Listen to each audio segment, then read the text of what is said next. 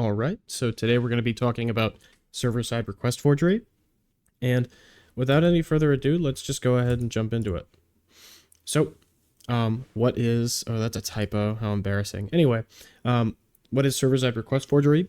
It's exactly what it sounds like. It's just when the server is allowed to make a request. So if we, as the attacker, are able to induce a request that is coming from the server, that's an example of server-side request forgery, which sounds like a pretty broad example of things. And that's because it is. The impact depends on what the server is actually capable of doing. So that could mean, file read, that could mean command execution, or that could mean, sending requests to other endpoints on the network. And we'll go over, like why that might even be happening. Why is your server allowed to make requests to other endpoints for some kind of reason? And this could be, access control checks are supposed to be implemented in a way that, like, internal traffic doesn't need authentication. Like if you have a web application on one port and you have a database on another port, you don't want to have the server run some manual authentication bit so that it can access it every time, even though that's recommended. You might not, in development, think that that's something you ought to do.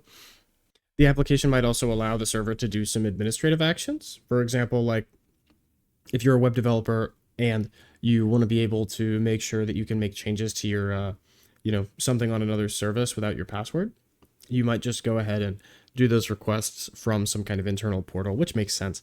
You also might find that like an admin interface for a website might be on a different port so that, only users inside the network can access it, which has its benefits, but it also has its downsides, as we'll see here in a second. So I think what we'll start going through first is the hack-the-box machine called Love, and then we'll come back here once we finish. All right, so we're here in our first lab. This is the hack-the-box machine called Love, and if we run a quick port scan, we see that there's an open port for HTTP, a few other services, and then we also see something on 5000, which will come in handy in a little bit.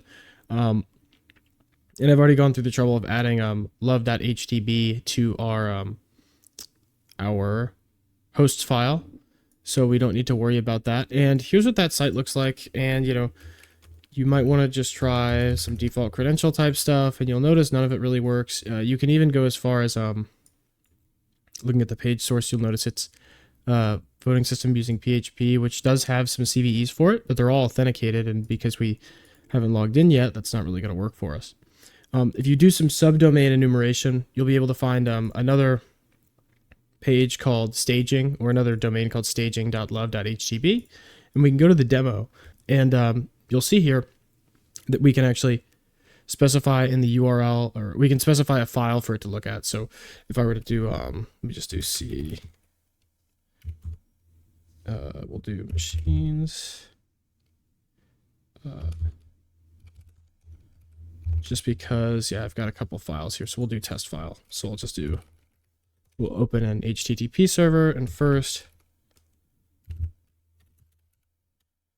see if this can call back out to us. Okay, so it'll do a directory listing. That's fine.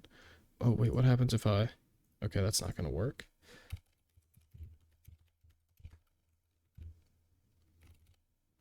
I've still got it in my history from when I did it earlier, but you'll see it'll just show us the contents of those files. So it's not really great unless maybe you could get some cross-site scripting or something like that going on here, but I wasn't able to get any of that going, and I honestly didn't really look into it. But what we can do is some server-side request forgery. So this kind of comes in if you do like we talked about briefly, you might want to just request internal stuff, and you can see, this is the page that we requested here, which makes sense because that's what's on port 80. Whoops, let me just do. So we know that both of these web servers are being hosted on port 80. It's just that this is the default one, and this is some other domain that's part of that network. If we specify port 5000, just because in this scan result a second ago, we didn't really see what it was, and we know that these other things, right, 443, I think just redirects us back to HTTP, but, if we were to try and read this, you'll notice it has some kind of administration dashboard that's only hosted on port 5000. And this isn't accessible from outside, as we noticed, because this doesn't show up that way. And if we were to do something like try to access it on 5000, you'll notice it'll give us a forbidden error. We're not allowed to look at this resource. And you'd also see that if you just ran this nmap script in verbose mode. If you ran it in verbose mode. So in this case, it just gives us credentials that you can use to do a couple different things. But we won't go into too much detail just because there's a lot more with this machine. As you'll find, at least with the examples that I was able to use on Hack the Box, a lot of these like CTF examples, SSRF or server-side request forgery is just kind of a stepping stone to other types of things that you might want to do, because requesting something on the server's behalf is a good way. Like in this case, it's preventing, or we're circumventing this authentication here, which is just one example. But most of the time, it's a stepping stone to something a little bit more lucrative. So in this case, it would be authentication, but in others, it might be API requests or something along those lines. So we'll go ahead and jump back into it, and I'll catch you for the next lab. All right, so on the topic of like circumventing common defenses that might be in place, the first one is going to be like blacklists. And, as we've kind of talked about before, whitelists tend to be better than blacklists because it's harder to miss things. And this kind of has to go through missing things. So, if the server is blacklisting, local host or something like that, you might be able to just use alternative representations of an IP address to get around that. So you could turn your, 127.0.0.1 into decimal, and sometimes that'll work. You might be able to register your own domain that resolves to localhost. You might be able to obfuscate like certain strings, and then, use URL encoding. So you might be able to just URL encode every character in your input, and that might not be blacklisted. Or you might be able to provide a URL that you're in control of that redirects to a target URL that you're looking for, which could bypass some other protections that might be present. So we'll go ahead and jump into Hack the Box Gofer while we kind of look into some of these things, and then we'll jump back here and continue. All right, so we're here on the Gofer machine on a Hack the Box, and in this case, you can do some subdomain enumeration to find another domain called proxy.gofer.htb, but when you try to access it, you'll get an error because we're not able to authorize ourselves to access this endpoint. So if you go and do some directory enumeration without a post request, you won't really get anything back. But if you, I'm just using -e to say that I want to use PHP as the file extension to include that for our word list. But if you try using post requests, you'll notice that you'll get a couple 200 responses for index.php and index.php/login. So if we go ahead and turn burp and make sure that intercept is on, we can capture this request. And, like it said, we're going to get a 401 for a GET request. But if we send a POST request to index, you'll notice that it tells us that we're missing a URL parameter. And we can try and test that by just adding a URL parameter like this and putting our IP address to see if it can get anything. So we'll go ahead and just send that over. And you'll notice here, it comes through to our Python server that's listening on port 80 just fine. So at least to that capacity, we know that we're able to forge requests outside of the network with this, which could help you in some instances. And it even shows you the directory listing. And I'll talk about this file briefly towards the end. But we can also try and request internal resources, because that's kind of what we're hoping to accomplish with this. And you'll notice that it actually blacklists anything with the /127 here. Without getting into too much detail, there's the blacklisting that goes on here in part is because this machine is called Gofer, and or what is it? Yeah, the machine is called Gofer, so you have to use like the Gofer protocol to actually mess with some mail stuff that you see. In another part of this machine, you can find some emails and use the context in those emails to kind of figure out that there's a mail server we should be able to mess with Gofer, and also an email address to send mail to. So what you can end up doing on this machine, and I've already got the curl command saved up here, but you have to use a lot of this special formatting that you need for the mail protocol. And I've also got it set to call out to my ODT file, which is a LibreOffice file that has a malicious macro that, if I set everything up right, should give us a reverse shell. But all it's doing is the way that we circumvent the blacklist here, which is the most relevant to what we're talking about today, is right here. So we just converted the 127.0.0.1 to decimal right here, and then we specified port 25 for secure mail transfer protocol. And so I think we can just send this through, and maybe it'll work on the first try, maybe it won't. It's kind of tough because it adds it to a queue of things, and we don't actually see the request come through immediately. So we'll give it a little bit. Okay, so we see that it got our ODT file, and just like that, before I even finished my sentence, you can see that they clicked on that malicious link that was in there, and we got our shell. So I would strongly recommend to either look at, I've got a write-up out there, but and I'll link it in my blog post and in the video, but there's, other great videos that will probably explain it way better than my blog post will from IPSec, and there's even better write-ups online from like 0xDF and a few other people that make content for Hack the Box professionally. So I'll link some of those in the description, just because this machine I think is really cool and there's a lot to dig into, but because of the limitations I'm putting on this video, we're just talking about like the server-side request forgery aspects of it, and moreover how you can discover those things and maybe start playing with them. So we'll go ahead and jump back into it, and I think we're going to talk about whitelist-based input filters next. All right. Next, we're going to go over whitelists and redirect type stuff. So whitelist workarounds come in many different shapes and sizes. In this case, you can encode a username and a password, or at least a password credentials with this @ character. So if you're trying to log into, or if you're trying to get the vulnerable endpoint to reach out to your evil machine with a password, you could use this @ character. You could also use this pound character to indicate that there's a URL fragment here, or you might be able to use like a fully qualified domain name to, leverage like the DNS naming that the server might be taking into account. You can also combine some of these techniques together if one of them by themselves doesn't work for you. And then for open redirect, really what you're just going to want to do is constantly be looking for some kind of path or URL parameter that the user is able to control when the application is sending requests.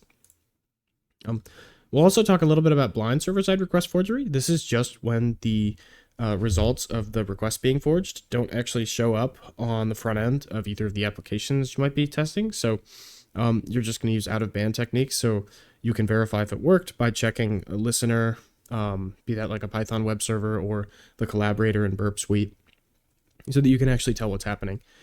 Keep in mind, like triggering out-of-bands requests, while it might be considered a vulnerability in your framework, it's not necessarily an exploit in and of itself. So a lot of these server-side request forgery type stuff are going to be like combinations of multiple things. So just keep that in mind.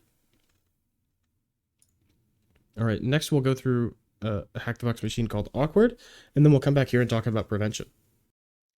All right, so we've gotten the Hack the Box Awkward spun up here. There's a few other steps that I'm skipping over just so we can get to the server-side request forgery parts of the machine. But you do some enumeration of a couple different endpoints, and you're able to expose some API details that actually give you a hash for this Christopher user that you can then log in with. The next thing we can do is just start manually poking through the application. One of the ways we can do that is by just capturing this like dashboard refresh request. So I'll make sure the intercept is on. You can see that it does get dashboard, and then it should send, there's get staff details. And this is the one that we want because it's passing in this URL parameter that, this should be screaming at you almost like server-side request forgery, just because of, how this is looking to us right now. Let me close this. That's from our last one. That being said, there's a couple things we can try to do. It makes sense to try and have this reach out to our machine first. So let me just go ahead and I've got another thing open in our terminal, so I'm just going to open a new window.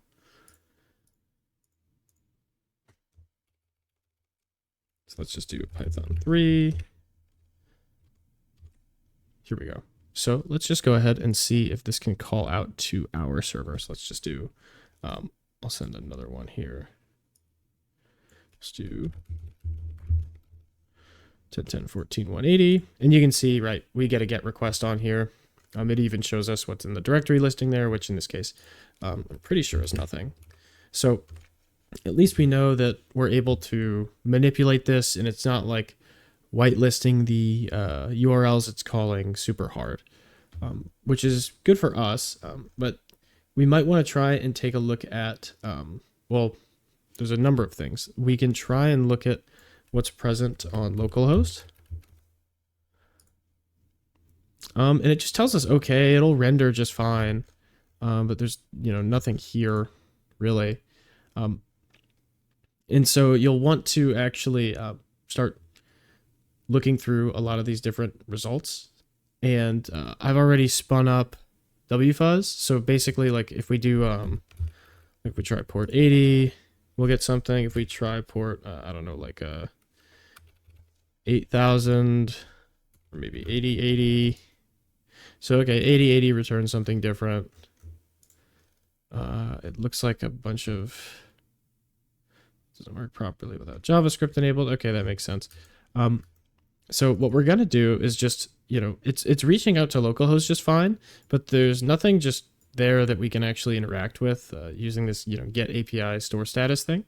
So we can start looking for different port numbers that might be active. So just mapping out the internal services that are running. And I've already got wfuzz doing that for us. I think it's a different tab here. I've already ran this, so we're just running it through the port, or through all of the possible port ranges, and we're specifying that here's the URL we're doing, so it's the same one we captured, Hat Valley API store status. Our URL is this URL encoded with the special characters, and we're just fuzzing the port number. And in this case, the ones that we get that are outside the ordinary are 3002, 8080, which we just saw, but 3002, as you can see by the character count, looks quite a bit longer. Port 80 we already looked at, didn't really have anything useful for us. So we'll go ahead and look at port 3002.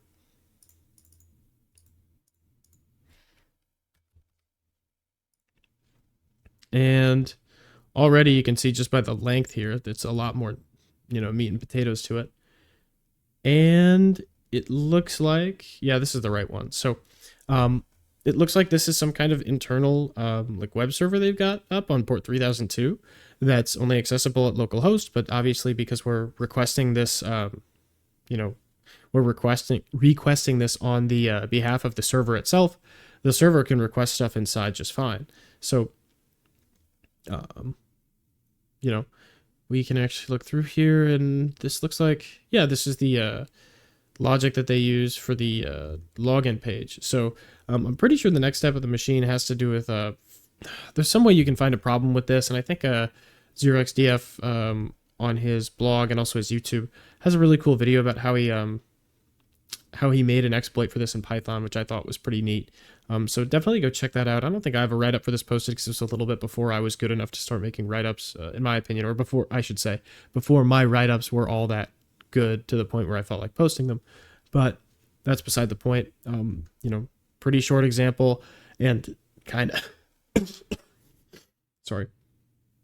kind of drives home that point that I'm talking about, that server-side request forgery by itself isn't super huge, but it's the fact that it can not only expose this kind of information, but give attackers access that nobody should really be able to get from the outside. So just keep that in mind, and we'll go ahead and wrap this up with prevention techniques. All right, so we can wrap things up with prevention. There's definitely more things you could do to prevent, but these are just the ones that I threw together. Input validation, make sure that you're validating and sanitizing user input. For access controls, just make sure that the server doesn't have like an unnecessarily large amount of access when it comes to actually making requests, like file read. Like there's very few circumstances I would think where a web server needs to read files outside of the directory it's operating out of, but that's kind of a permissions thing. For segregation, you might just want to avoid using user input to actually access internal resources, and also make sure that your internal and external requests are separated so that you can actually tell the difference when you're setting up your rules. Content security policies, just making sure that you're external domains that your application is and isn't allowed to communicate with. So in this way, like, it would make blind server-side request forgery a lot more difficult if you're using a well-made content security policy. And then URL parsing is just ensure, that correct URL parsing is being done in your application so that those workarounds due to parsing aren't really capable. But that's all we've got for today. Sorry, some of the labs don't really go to completion, but SSRF is kind of, for the most part, it seems to be an in-between step for chaining vulnerabilities together. So that's why I didn't feel the need to combine too much. But that's all we've got for today, so I'll go ahead and catch you in the next one.